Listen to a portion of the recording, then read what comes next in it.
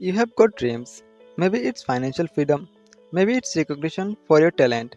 Maybe it's just peace of mind, knowing you would not struggle forever. But every time you try, it feels like success is this locked door and no one give you the key. This book, Think and Grow Rich by Napoleon Hill, claims it can give you that key. And in the next few minutes, I will show you exactly how, step by step, so you never feel stuck again. Picture this: you wake up with a dream, maybe to build something of your own, or just to get out of the cycle of bills and stress. But then reality hits: rent, deadlines, family expectations, fear of failing, and suddenly that dream feels too far away. I know this feeling because I have been there too. When I first read this book, I was not looking for motivation. I was looking for a way out of that exact trap, wanting more but not knowing how to reach it. And Hill's words were like a flashlight in the dark. Let me walk you through what I found. We will cover four core lessons. Lesson 1: Desire is the starting point. Most people want success, but very few truly desire it. Hill interviewed hundreds of successful people, from Andrew Carnegie to Henry Ford.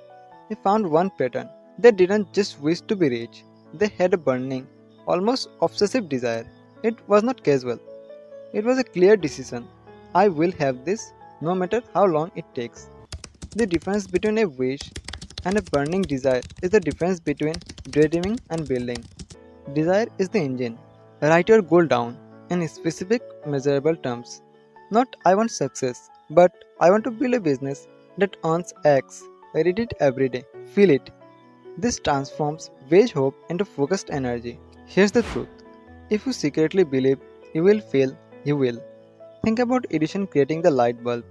Thousands of failed experiments. Most people would have quit. Edison didn't, because he believed before there was proof that it was possible. Hill says faith is not just spiritual, it's practical psychology. When you condition your mind to believe, your actions follow. Your brain doesn't act on logic alone, it acts on belief, and belief is trained by repetition. Practice autosuggestion. Repeat affirmation that connect with your goal. For example, I will earn through my ideas. I will persist until it's real. It sounds simple, but it rewires your subconscious to keep pushing when things get hard. Lesson 3: Specialized knowledge beats general knowledge.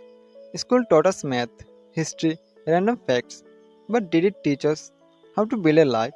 Not really. Hill explains that knowledge by itself is useless, only applied knowledge matters. Andrew Carnegie didn't know everything about steel, but he surrounded himself with experts who did. He didn't chase general knowledge, he built specialized mastery. Success is not about knowing everything, it's about focusing on one thing deeply and organizing the knowledge of others when you need it.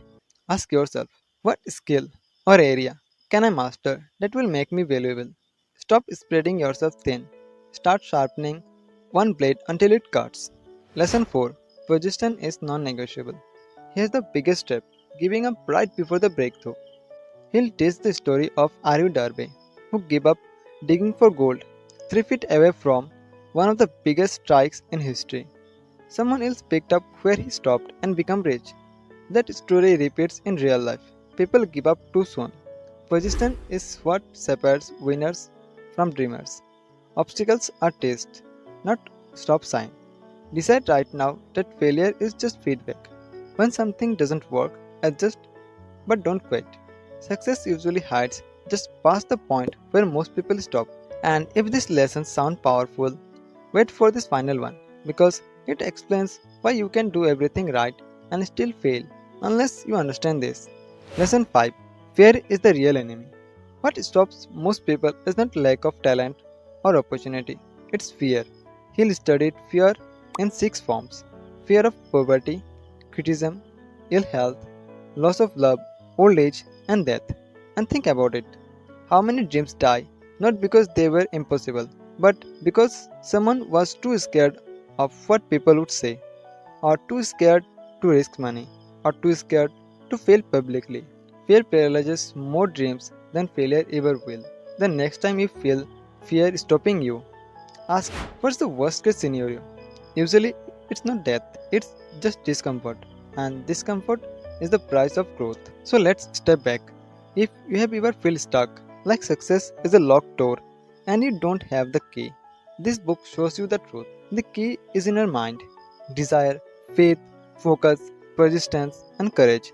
These are not abstract ideas, they are tools, and if you use them, you move from wishing to winning. But here's something important. Think and Grow Rich teaches how to start the journey. And if you want to understand how money behaves once you actually earn it, how it flows, why people make irrational financial choices, and how to protect yourself, then the next book you need is The Psychology of Money. That's the book we will break down in the next video. So, if you are ready to move from dreaming to building to living with financial wisdom, subscribe and join me.